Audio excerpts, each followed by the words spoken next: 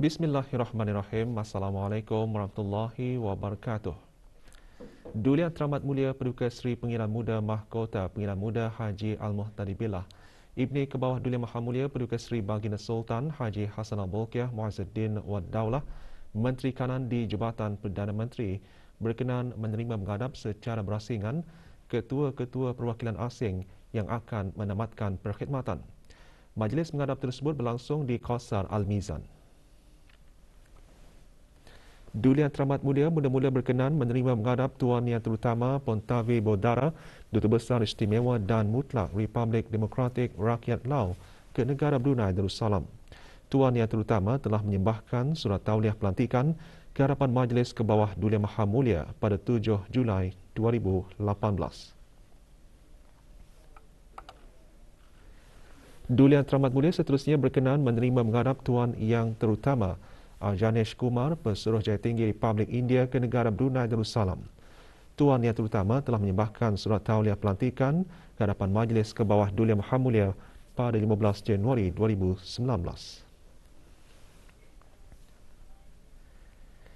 38 kes baru jangkitan COVID-19 disahkan kemarin yang membawa jumlah keseluruhan kes kepada 15,750 orang.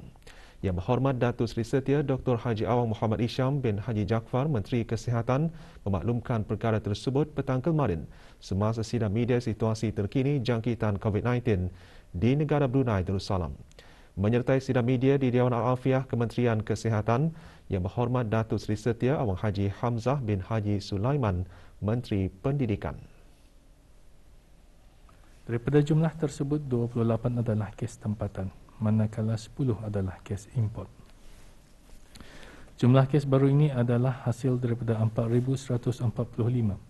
Jumlah ujian makmal yang dilakukan, oleh itu kadar kes positif ini ialah sebanyak 0.9%. Di kalangan kes-kes yang sedang dirawat di Pusat Pengasihan Kebangsaan, satu kes dalam kategori 4 yang mana memerlukan bantuan oksigen dan di bawah rawatan rapi. Dan tidak ada kes dalam kategori 5. 10 kes telah disahkan sembuh, membawa jumlah kes yang sembuh di negara Brunei Darussalam kepada 15,381 kes, manakala jumlah kes aktif ialah sebanyak 267 kes. Sementara itu, kadar pengisian di pusat-pusat pengasingan di seluruh negara atau bed occupancy rate ialah sebanyak 7.1%. Menteri Kesihatan turut mengongsikan pencapaian program vaksinasi kebangsaan sehingga 11 Januari 2022. Kadar keseluruhan penduduk yang telah menerima sekurang-kurangnya satu dos vaksin ialah 94.6%. Kadar bagi yang telah menerima 2 dos vaksin ialah 93.7%, manakala kadar bagi yang telah menerima 3 dos ialah 30.1%. Bagi sekatan pergerakan yang dijalankan dari jam 10 malam hingga 4 pagi, sebanyak 4 pelanggaran arahan telah dikeluarkan denda kompaun di seluruh negara, di mana kesemuanya adalah pelanggaran arahan untuk berada di rumah.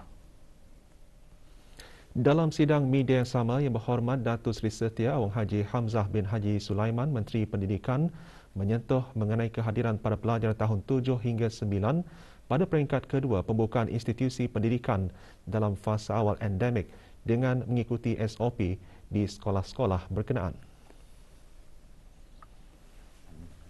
Dalam perkara ini turut dimaklumkan bahawa pelajar-pelajar ini akan dikehendaki menjalani ujian saringan COVID-19 menggunakan antigen rapid test seminggu sekali. Garis panduan mengenai perkara ini boleh dirujuk di laman sesawang dan media sosial Kementerian Pendidikan.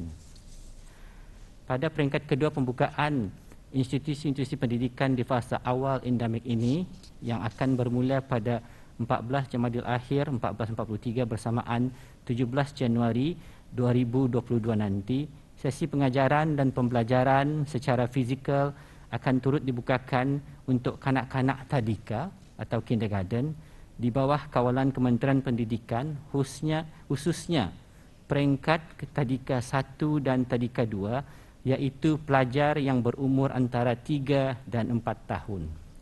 Pusat-pusat tadika atau kindergarten ini boleh beroperasi dengan kapasiti kehadiran pelajar tidak melebihi 30%, kapasiti dengan kekerapan sebanyak 5 kali dalam seminggu. Walau bagaimanapun, bagi menjaga keselamatan pelajar-pelajar serta warga sekolah, pembukaan pusat-pusat tadika di peringkat ini adalah dibenarkan dengan pematuhan kepada garis panduan dan prosedur operasi standard atau SOP yang ketat. Kementerian Pendidikan melalui Jabatan Pendidikan Swasta akan memantau pelaksanaan SOP yang telah ditetapkan bagi memastikan sekolah-sekolah berkenaan telah pun bersedia. Menteri Pendidikan turut mengongsikan rumusan hasil tinjauan dan pemantauan semasa permulaan sesi persekolahan di peringkat pertama pembukaan institusi pendidikan pada fasa awal endemik. Pertama iaitu dari 3 Januari hingga 8 Januari 2022, seramai 14,284 pelajar tahun 10 hingga 13 telah pun hadir ke sekolah secara bersemuka dan menjalankan ujian saringan ART yang mana telah didapati 2 kes false positif di mana keputusan ujian PCR yang dilaksanakan juga adalah negatif. Manakala pada minggu kedua iaitu 10 Januari hingga 12 Januari, jumlah pelajar yang telah menjalani ujian saringan ART adalah seramai 15,030 orang di mana pada setakat 1 petang terdapat 3 kes false positif di mana keputusan ujian PCR yang dilaksanakan juga adalah negatif. Alhamdulillah, pemantauan yang dilaksanakan oleh pihak Kementerian Pendidikan menunjukkan kelancaran SOP keselamatan dan proses ujian ART di sekolah-sekolah menengah, maktab dan pusat-pusat tingkatan 6. Kes-kes positif yang melibatkan pelajar adalah bukan disebabkan penularan atau jangkitan semasa berada di sekolah. Menurut Menteri Pendidikan, sekiranya didapati kes positif melalui ujian ART di sekolah, pelajar berkenaan akan dikehendaki menjalani ujian PCR di hospital atau pusat kesihatan dengan serta-merta. Pelajar berkenaan juga hanya akan dibenarkan kembali ke sekolah setelah mendapat keputusan ujian yang negatif dan atas nasihat Kementerian Kesihatan. Bagi pelajar yang tinggal serumah dengan individu yang menjalani arahan kuarantin dan belum menerima keputusan ujian PCR adalah dinasihatkan untuk tetap berada di rumah. Dari segi pembelajaran, ia akan dilaksanakan secara dalam talian atau home learning pack. Sementara itu, antara prosedur operasi standard bagi pusat-pusat tadika ialah ibu bapa dan penjaga yang menghantar pelajar hendaklah lengkap mendapatkan 2 dos vaksin.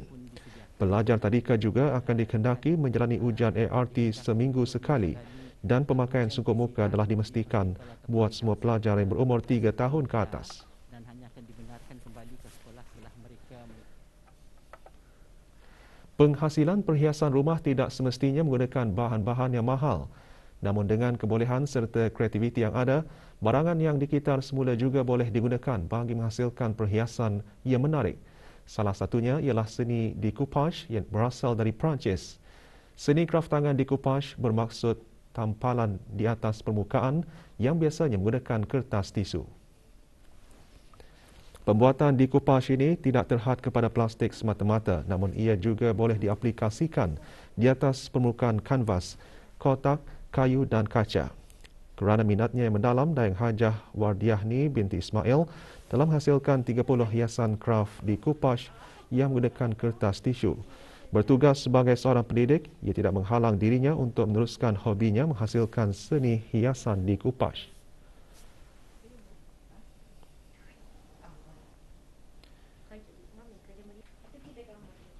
Saya mula meminati decoupage ini pada tahun 2020. Sebelum itu memang saya berminat dalam mengumpulkan pinggang mangkuk yang berdesain bunga ros. Jadi dari bunga ros satu yang minat ke decoupage ni datanglah, and then mengikuti tutorial daripada salah seorang yang mahir. Mostly saya simpan, and then apa yang saya buatkan itu ku jadikan cenderahati. Contoh macam hari-hari guru, jadi itu ku jadikan cenderahati, ku bagi sebagai hadiah. Belum ada daripada orang ramai membuat tempahan, tapi sekiranya ada, mungkin diusahakanlah. Minat ingin mencuba satu-satu aktiviti yang berfaedah merupakan satu usaha yang baik.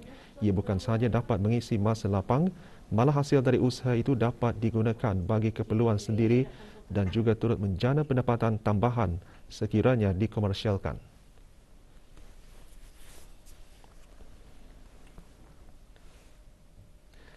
Ke arah meningkatkan kesedaran dan kepekaan yang lebih baik terhadap golongan kurang pendengaran, dilancarkan Bengkel Bahasa Isyarat edisi pertama acara bersamamu daripada Badan Pelajar Fakulti Sains FOSSB sempena Hari Bertindak dengan kerjasama Eksekutif Kepimpinan dan Inovasi ELI di bawah Persatuan Mahasiswa Universiti Brunei Darussalam. FOSSB ELI bersamamu Bengkel Bahasa Isyarat dikendalikan oleh Wan Muhammad Safwan bin Wan Muhammad Ishak, seorang ahli eksekutif kepimpinan dan inovasi, dan dipimpin oleh Dr. Hajah Nurbayah Haji Syahminan, seorang penasihat di bawah Persatuan Orang Kurang Pendengaran OKP Kebangsaan. Bengkel disertai oleh 24 orang yang terdiri daripada pelajar Universiti Brunei Darussalam UBD dan orang awam yang telah mendaftar melalui aplikasi Mengelinga. Maklumat lanjut layari laman Instagram @ubd_FOSSB atau @eli.pmubd atau melalui aplikasi Mengelinga.